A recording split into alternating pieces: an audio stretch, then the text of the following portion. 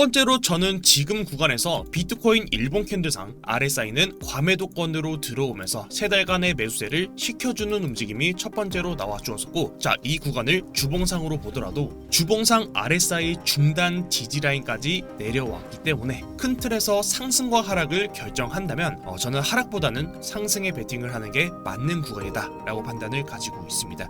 그렇기 때문에 저는 하락이 내려오더라도 숏을 잡기보다는 내려오는 구간에서 물량을 더 모아가는 게 맞는 구간이다 라고 차트를 바라보고 있고, 그렇다고 무작정 하락에 매수만 할 수는 없겠죠. 저는 그 매수 구간을 상단으로는 62에서 63K, 하단으로는 52에서 53K를 보고 있습니다. 오늘 영상 지금 바로 시작합니다. 네, 여러분 반갑습니다. 비트 갱스터입니다. 벌써 오늘이 6월 28일이고 이번 주 주말까지 지나게 되면 비트코인 6월달 월봉이 하나 더 완성되면서 7월달에 월봉이 하나 더 생기게 됩니다. 6월달의 월봉은 아직까지는 진행 중인 봉이지만 올해 비트코인 현물 ETF로 최고점을 넘기면서 직전 고점 매물대에서 버티는 형태를 보이고 있고, 사실 비트코인 하나만 놓고 본다면 큰 이슈 없이 잘 버텨주는 봉이다 정도로 현재 비트코인 장세를 평가할 수 있을 것 같습니다.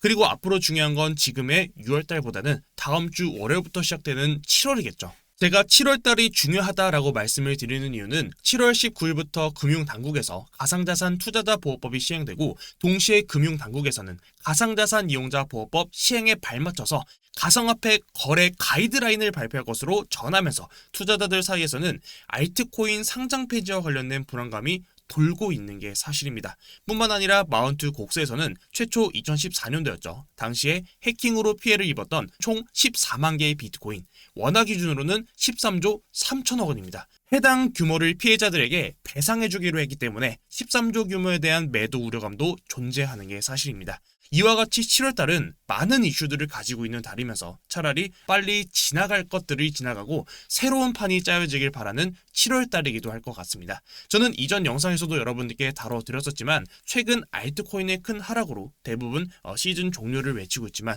저는 조금 생각이 다르게 빠르면 7월달, 늦어도 8월달에는 비트코인 상승 관점을 바라보고 있습니다. 오늘 영상에서는 비트코인 월봉 관점에 대한 브리핑, 그리고 7월달의 이슈들을 정리하면서 그런 시간들을 여러분들과 같이 가져볼 수 있도록 하겠습니다. 오늘도 영상 꼭 끝까지 시청하시고 영상 시작 전에 구독, 좋아요, 그리고 알람 설정까지 부탁드리겠습니다. 알람 설정을 통해서 비트갱스 영상을 가장 빠르게 받아볼 수 있습니다. 자, 우선 비트코인 먼저 살펴보고 알트코인 그리고 이슈로 넘어가도록 하겠습니다. 첫 번째로 저는 지금 구간에서 비트코인이 일본 캔들상 RSI는 과매도권으로 들어왔기 때문에 이 세 달간의 매수세를 시켜주는 움직임이 첫 번째로 나와 주었고, 이 구간에서 주봉상으로 봤을 때도 RSI가 이 중단 지지라인까지 매수세를 시켜주는 움직임이 나왔기 때문에 저는 지금 구간에서 상승과 하락을 결정한다면 저는 하락보다는 상승에 베팅을 하는 게 맞는 구간이다 라고 판단을 가지고 있습니다. 그렇기 때문에 저는 하락이 내려오더라도 숏이 나오더라도 저는 물량을 오히려 더 모아가는 게 맞는 구간이다 라고 차트를 바라보고 있고, 그렇다고 무작정 하락에 매수만 할 수는 없겠죠. 저는 그 구간을, 매수 구간을 상단으로는 62에서 63K, 하단으로는 52에서 53K로 보고 있습니다. 그럼 우선 지금부터 비트코인 단기적인 관점이랑 이어서 장기적인 관점에 대해서 말씀을 드릴 텐데, 최근에 제가 영상에서 전달드렸던 내용이랑 일부 겹치는 내용들이 있기 때문에 중복되는 내용들은 최대한 빠르게 요점만 짚으면서 넘어갈 수 있도록 하겠습니다. 자, 우선 첫 번째로 상단 62에서 63K를 보는 이유는 추세선의 돌파입니다. 자, 추세선의 돌파를 여러분들께 설명드리기 전에 우리가 파동이라는 간단한 개념을 먼저 이해를 하셔야 되는데, 여러분들이 또 파동이라고 하니까 어렵다고 생각하지 마시고 쉬운 개념을 여러분들께 말씀드릴 거니까 이해하시기 쉽게 여러분들께 설명드릴 수 있도록 하겠습니다. 자, 파동이라고 하는 게 1파동, 2파동, 3파동, 4파동, 5파동이라고 하는 우리가 이런 5가지의 상승 파동을 여러분들이 들어보셨을 겁니다. 상승 파동을 제외하고는 다른 파동은 어떤 게 있죠? 자, A파동, B파동, C파동, 자, 하락 파동이 있죠. 그리고 지금부터 중요한 게, 우리가 이 파동이란 개념을 몰라도 되지만, 자, 상승 파동과 하락 파동에서는 우리가 추세라는 걸 결정짓게 되는데, 자, 파동의 기본 법칙 중에 하나가 상승 파동에서는 2파동과 4파동을 이은 2사 추세 라인을 긋고, 하락 파동에서는 이 상단을 이은 OB 추세 라인을 그어서 이 상승 추세의 하단부 라인, 이 하단 추세, 이사 추세 라인을 뚫고 내려오게 되면은 상승 추세가 끝났다는 걸 첫 번째로 의심하고, 자, 이 고점에서 단기적인 고점이 형성되었을 수도 있겠다. 이렇게 기본적인 파동 카운팅을 하게 됩니다. 혹은 내가 이 하단 추세 라인을 잘못 그었을 경우도 물론 있겠죠. 반대로 하락 추세에서는 이 OB 추세 라인을 긋고 이 하락 추세 라인을 돌파했을 때 하락 추세가 끝나고 상승으로 추세가 반전될 수 있겠다라고 판단할 수 있는 기본적인 지표입니다. 이 파동 안에서의 복잡한 정의는 저보다 파동을 더 잘하시는 분들이 워낙 많기 때문에 저는 기본적인 정의만, 여러분들이 이해하기 쉬운 내용만 말씀드리고 넘어가도록 하겠습니다. 자, 그럼 현재 이 구간, 이 내용을 이해하고 차트를 크게 봤을 때, 자, 우리가 이 작은 그림 안에서는 어떤 복잡한 파동을 띠고 있는지는 하나하나 다 계산해 볼 수는 없겠지만, 우리가 여기서 하나 해볼 수 있는 건 고점과 고점을 이었을 때, 그리고 저점과 저점을 이었을 때 그 추세 라인을 그어볼 수는 있을 겁니다. 자, 그럼 우리가 지금은 최근에 3달 동안의 조정 기간을 거쳤기 때문에 지금은 조정에 대한 그 구간만 판단을 해보면은, 자, 이 고점과 고점을 이었을 때, 자, 이런 고점과 고점을 이었을 때 하락 추세가 완성되게 되고, 하락 추세를 돌파했을 때는 이 추세가 반전되는 움직임, 다시 이후에도 이 고점과 고점을 이었을 때 이런 추세를 전환되는 자리, 추세를 돌파하고 추세를 테스트까지 해주면서 반등해주는 그림. 자, 여기서도 동일합니다. 이 추세 라인을 돌파해주면서 상승 추세로 전환되는 움직임.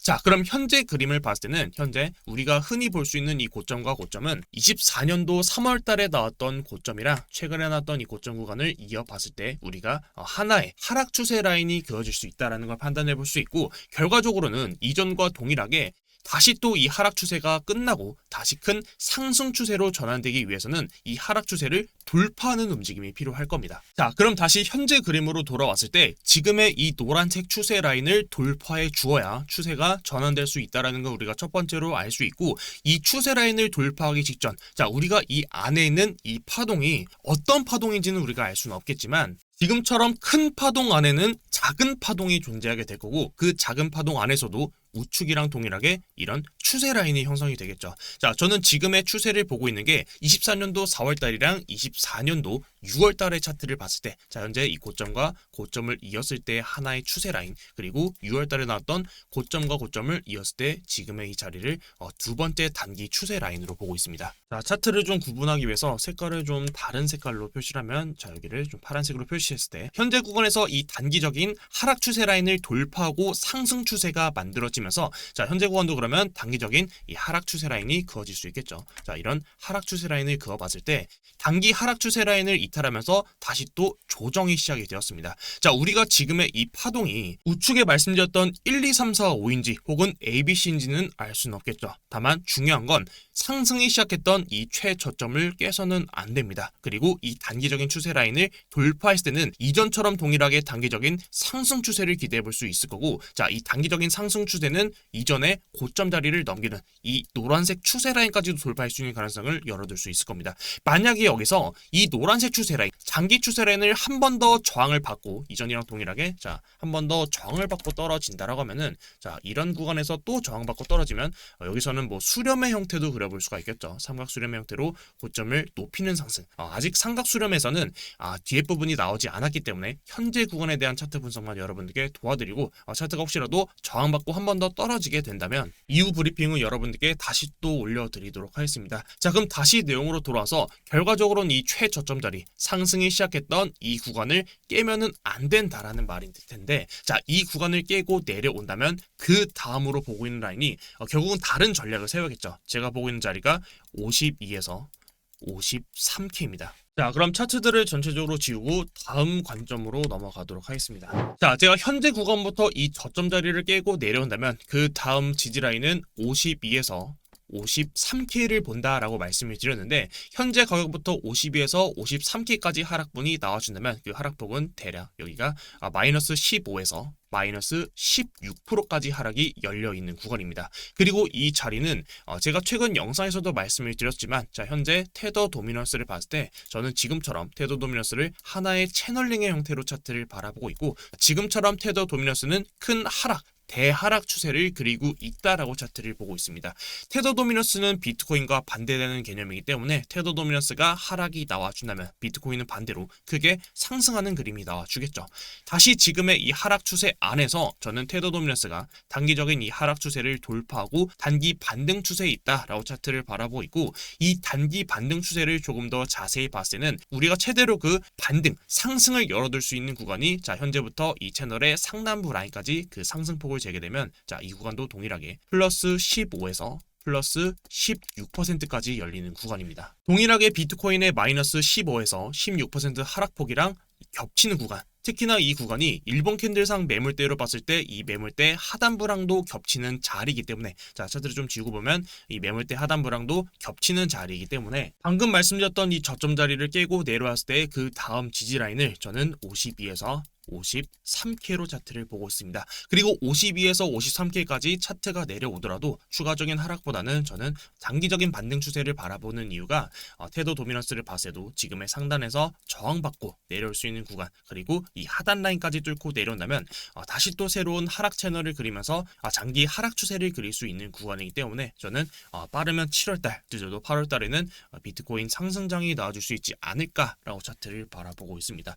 자, 다시 그럼 비트코인 차트 로 돌아왔을 때, 자, 이 52에서 53K에 대한 내용을 조금만 더 여러분들께 드리면, 자, 현재 차트에서 월봉 캔들로 봤을 때, 자, 월봉 캔들로 보게 되면 52에서 53K는 첫 번째로 테더 도미넌스, 그리고 일봉상 매물대 바닥, 그리고 월봉 캔들상 자 이때 올라왔던 24년도 2월달에 올라왔던 장대 양봉 캔들의 절반 지지 라인과 겹치는 구간입니다.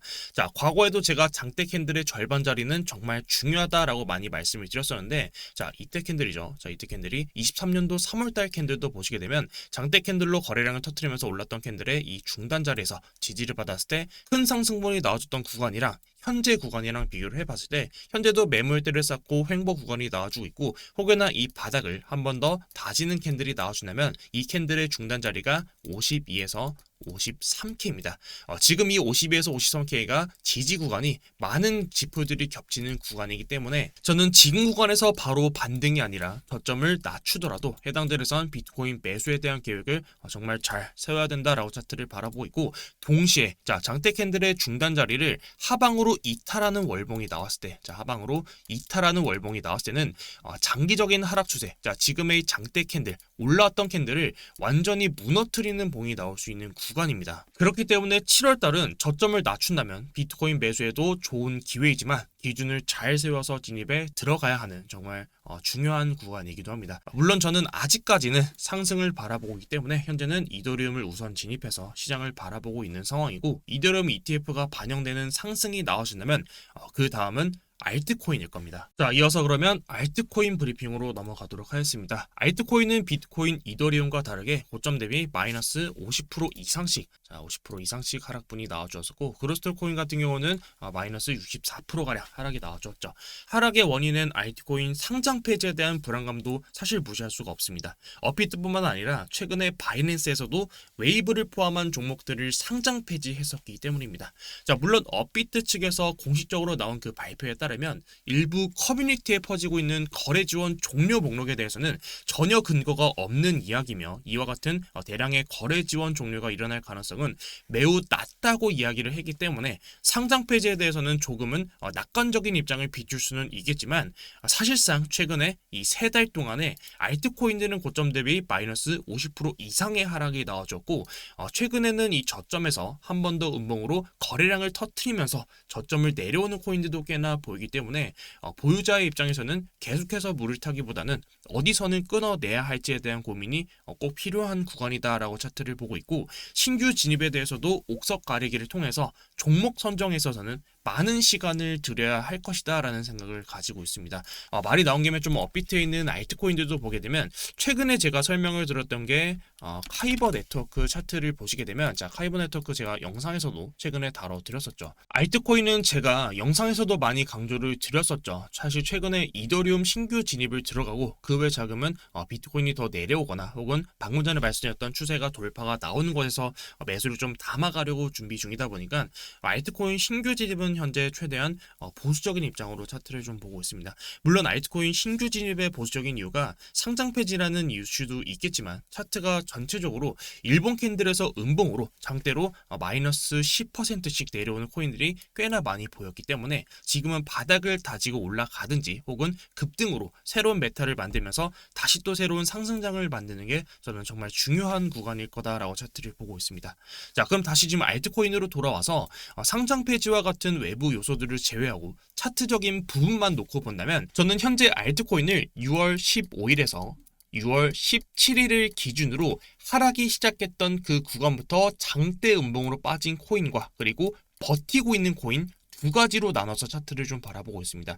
대표적으로 6월 16일부터 기준으로 하락이 깊었던 코인은 첫 번째로는 지금 보고 계시는 카이버 네트워크, 그리고 아하 토큰, 하나 더 자, 센티넬 프로토콜처럼 첫 봉에서 나왔던 캔들 하락이 여기가 마이너스 약 10% 하락이 나오고 그 다음 봉에서도 여기서 마이너스가 15%로 추가 하락이 나오면서 전체적인 이 하락분이 고점부터 저점까지 마이너스 30%가량의 하락이 나온 코인들입니다. 반대로 버티는 코인들은 현재 리플 코인처럼 최근에 6월 16일 달을 기준으로 최근 하락은 나왔지만 그래도 하락을 버텨주면서 이 하락분을 최대한 좀 버티면서 바닥에서 매물대를 다져주는 움직임이 나와주는 코인, 이 두 가지로 차트를 좀 분류해서 차트를 보고 있습니다. 그럼 다시 하이버 네트워크 차트로 돌아와서 6월 16일을 기준으로 마이너스 30% 이상씩 하락이 내려온 코인들은 사실 그 하락세가 이전에도 동일하게 좀 크게 나와주었기 때문에 반등이 나와주더라도 그 반등에 대한 폭이 좀 한계적일 수밖에 없을 거다라고 차트를 보고 있습니다. 자, 과거 최초 저점을 내렸을 때가 3월 14일입니다. 3월 14일에서 저점을 강하게 장대로 뽑으면서 내려왔던 캔들들은 그 내려왔던 구간에서 자, 절반 자리까지가 1차 저항 자리고 그 다음으로 볼 수 있는 게 처음 하락이 시작했던 구간입니다. 자, 첫 번째 구간과 두 번째 구간을 비교해서 봤을 때 자, 두 번째 구간도 동일합니다. 자, 장대 연봉으로 깊게 꽂으면서 내려왔던 구간, 단기 반등이 나왔지만 절반을 돌파하지 못하고 한 번 더 내려왔던 이 큰 폭의 하락에서는 자, 첫 번째로 볼 수 있는 게 장대 연봉으로 내려왔던 캔들의 중단 자리, 그 마지막으로는 하락이 시작했던 이런 구간들. 자, 그리고 2차 저항 자리가 이런 구간이 됩니다. 자, 우리가 쉽게 말해서 장대 양봉으로 거래량을 터뜨리면서 반등분이 나와주게 되면 그 캔들을 계속해서 지지받고 반등을 이어가듯이 지금도 동일합니다.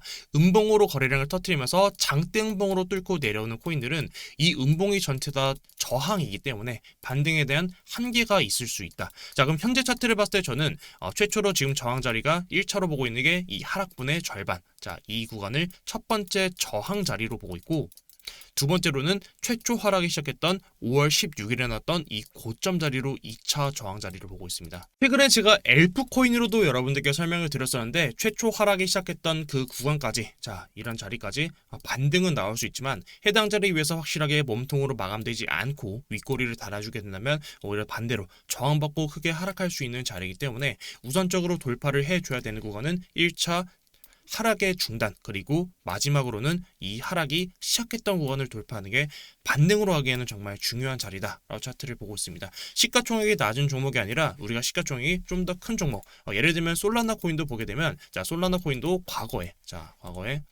크게 하락이 나왔던 구간을 봤을 때 자, 장대로 거래량을 터뜨리면서 나왔던 이 하락의 중단이 자, 이쯤 될 거고, 그리고 하락이 시작했던 구간이 자, 여기가 될 겁니다. 해당 차트를 크게 차트를 봤을 때 자, 해당 하락의 중단 자리에서 1차로 저항받고 해당 자리를 돌파하고 마지막으로는 이 하락이 시작했던 부분에서 저항을 받게 됩니다. 그리고 이 자리까지 돌파하는 상승분이 나와주게 되면은 해당 자리를 반대로 지지받으면서 크게 반등이 나올 수 있는 구간입니다. 자, 현재 지금 다른 차트들도 동일합니다. 이 반등에서 1차 저항과 2차 저항 자리를 돌파하고 하락이 시작했던 자리를 돌파 양봉 마감하는 구간이 나와준다면 추가적인 반등이 충분히 나올 수 있다.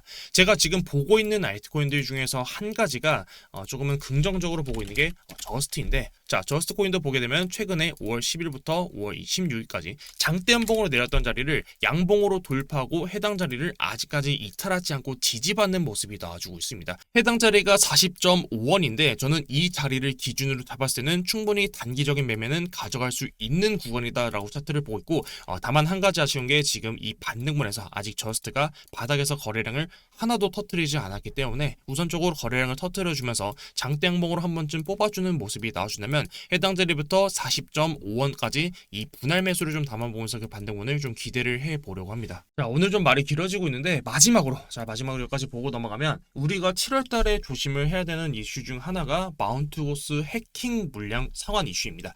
결론만 놓고 본다면 마운트고스가 시장의 하락을 주도할지, 쉽게 말해서 악재인지 호재인지를 판단한다면 단지 이번 사건 자체만으로 보게 되면 일부 영향은 있겠지만 저는 그리 크게 작용되지는 않을 거다라고 시장을 보고 있습니다. 악재는 맞지만 큰 충격을 주지는 않을 가능성을 보고 있고, 악재가 해소되면 오히려 호재로 작용할 가능성도 열어둘 수 있을 거다라고 시장을 보고 있습니다. 현재 가격 기준으로 비트코인의 시가총액은 1668조 원입니다. 그리고 마운트곡스에서 피해자들에게 배상해주기로 한 금액은 총 원화 기준 13조 3천억 원입니다. 자, 해당 금액은 전체 시가총액 대비 1%도 되지 않는 금액입니다. 그리고 여기서 하나 더 봐야 되는 게 이 13조 원의 비트코인 물량, 수량으로는 14만 개의 비트코인 중에서 개인들이 들고 있는 그 물량은 자, 여기 6만 5천 개입니다. 자, 6만 5천 개를 제외하고는 개인이 아닌 물량으로 분류가 되게 될 거고, 개인 물량의 6만 5천 개는 심지어 이 물량도 우리 개인들한테 물량을 받았을 때, 자, 우리가 이 시간에 매도하자, 이 시간에 되면은 다 같이 매도 버튼 누르는 거야, 이런 식으로 약속을 하지 않는 이상은 동시다발적으로 6만 5천 개의 물량이 매도로 폭탄적으로 나오기는 사실 저는 어려울 거다라고 차트를 보고 있고, 6만 5천 개를 제외한 이 물량들은 심지어 이 물량들은 장외 거래인 OTC 거래, 장외 거래에서 물량이 소화될 예정이기 때문에 사실 이 물량들이 크게 시장을 흔들기는 조금 어렵지 않을까라고 차트를 보고 있고, 심지어 이마저도 시장에서 흡수를 해준다면 그때는 이야기가 좀 달라질 거다라고 시장을 좀 바라보고 있습니다. 저는 오히려 차라리 이게 10년 정도, 2014년도부터 지금까지 10년 동안 끌어온 악재가 해소되는 것이기 때문에 좋은 것만 본다면, 투자 오래 하신 분들은 아시겠지만 10년 동안 시장을 흔들었던 이슈거든요. 사실 최근에도 실제로 매도가 돼서 하락이 나온 게 아니라 이제 곧 상환한다 라고 이슈로 하락을 유도했었던 것이기 때문에 저는 오히려 어차피 이렇게 된 거 빨리 끝장을 좀 내보자, 7월달에는 좀 끝이 나면은 8월달부터는 그래도 좀 좋은 날이 계속해서 좀 오지 않을까라는 시장을 좀 바라보고 있습니다. 오늘은 비트코인 차트 그리고 이슈, 알트코인까지 다뤄드리다 보니까 내용이 좀 길어졌는데, 최대한 여러분들이 좀 도움이 될 만한 자료들을 모아서 여러분들께 다뤄드린 거니까 여러분들이 많이 도움을 받으셨으면 좋겠고, 혹시라도 궁금하시거나 또는 추가되는 내용, 우리가 좀 다 같이 알면 좋은 내용들이 있다면 댓글에도 여러분들이 내용 달아주시면 제가 그 내용들을 좀 참고하거나 혹은 그 내용들을 통해서 영상으로도 여러분들께 좀 찾아뵐 수 있도록 하겠습니다. 오늘도 영상 시청, 긴 영상 시청해주셔서 정말 너무 감사드리고 오늘도 여러분들 비트 갱스터였습니다. 감사합니다.